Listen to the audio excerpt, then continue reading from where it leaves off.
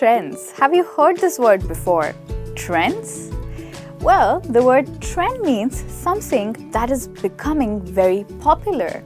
It could be clothes that celebrities wear, or it could also be challenges. What kind of challenges? Have you heard of the challenges on Facebook which are going really viral? People are challenging each other?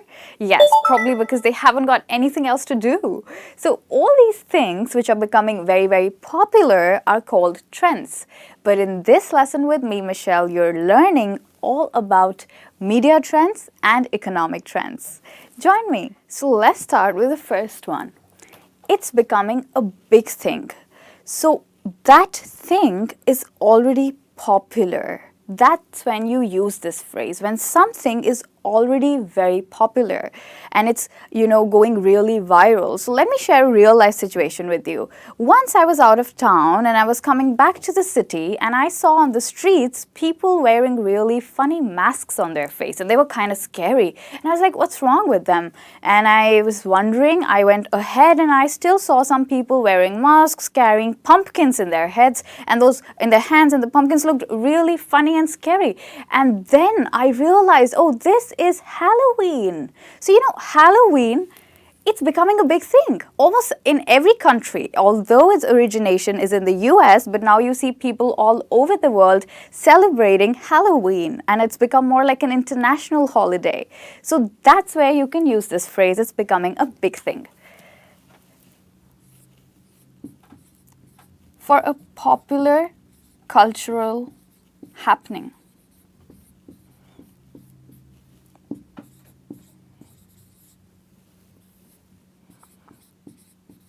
So anything in your society which is becoming very popular and initially you didn't even know about it and now almost everyone is celebrating it, that's where you can use this phrase, particularly for a cultural event or something in the society. With that, we move on to the next phrase. The next big thing. So the word next clearly says that it's not yet the big thing, it's going to become the next big thing. Going to, not yet.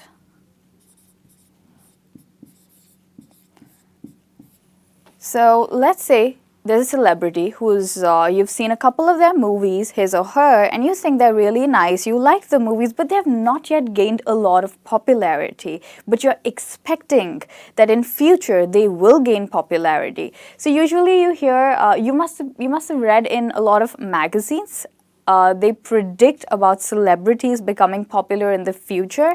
So you'd hear them use this phrase very often, that he or she is the next big thing. Means in the future, they're going to become very, very popular. They are catching on. They've made some noise, but yes, they are still to make the bang. Let's look at the next one. It's a thing of the past. So like this one talks about something in the future, this one talks about something in the past. So, all right, what about digital learning? What do you think? Is it a thing? Is digital learning the next big thing, or is it the thing of the past? Well, for me, digital learning is the next big thing, but classroom teaching is becoming a thing of the past, because you're watching me on YouTube and you can learn online. You don't even need to go to a classroom. So that's why classroom teaching is becoming a thing of the past. And maybe you can also use this to talk about your job. So what do you think about a job for all of your life? Maybe, if you're doing the same job for 10 years, you're climbing up the ladder. Do you think it's popular anymore? I've heard of people in the generation before us doing such jobs, but nowadays we keep hopping, we want new challenges, we want to try other jobs. So maybe a job for life has become a thing of the past. Let's look at the next one. Still a thing? Still a thing means something that we thought would end but continues to be very popular. What do you think about it? So you can use this phrase to talk about couples. Yes. So for example, if you know a couple and you thought that they'd break up long ago, and one of your friends tells you that they're still going around, you could say, oh, Jane and Damien are still a thing? Means you were not expecting them to go on, but they are still going on.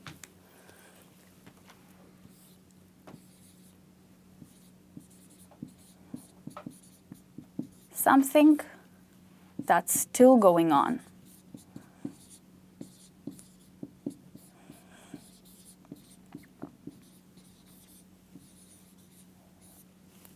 Right. And what do you think about buying CDs? Do you think you need to buy CDs anymore? I don't think so. You can watch all the videos on YouTube, and you have other platforms where all the movies and the videos are available. So you could say that buying CDs, is that still a thing? I don't think it is. So these are some of the phrases that you can use to talk about media trends or everyday trends or patterns in the society or around you. Media or web trends.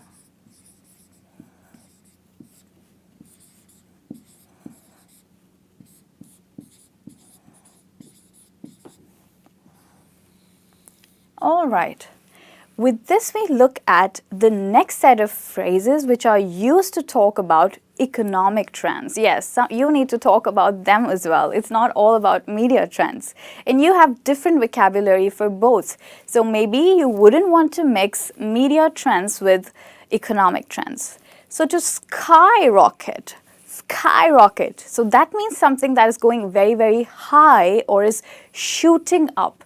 So what do you think about the cost of bringing up a child? I think it's skyrocketing over a third by now. So that's where you can use this word for something that is dramatically increasing. Dramatically increasing.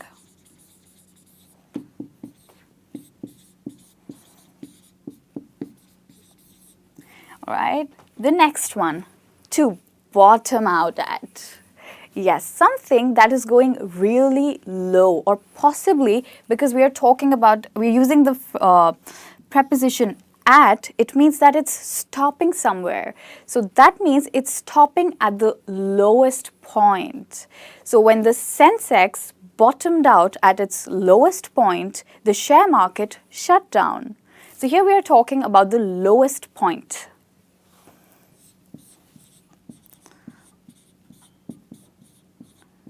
So let's say that the Sensex was dropping at this rate,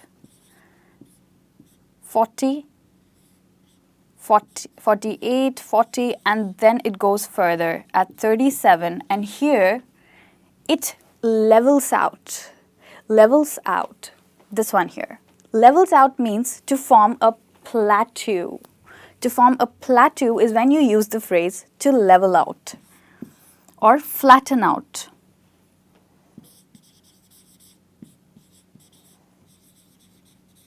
So the share market leveled out at 37 points. That's how you can use this phrase. Now we also look at to plummet at. Like bottom out, bottom out is for the lowest point, and to plummet it means a sharp fall or a dramatic fall. It's the opposite for to skyrocket. A dramatic fall.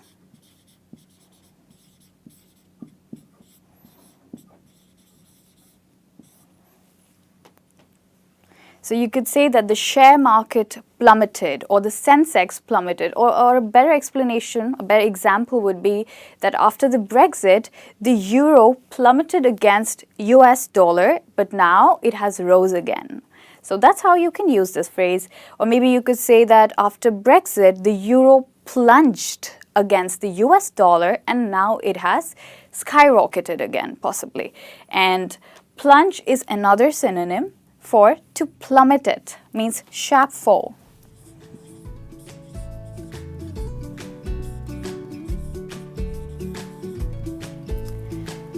I hope you use all of these phrases. I'll add it here, economic trends. Yes, so I hope you use all these phrases to talk about the new media web or economic trends, for something that is in the radar or something that you read in the newspaper about, all the trends and the patterns in the economic times possibly, and use these phrases to talk about them to the people around you. Thank you so much for clicking. I hope you come back for another lesson. Till then, you take care. Bye.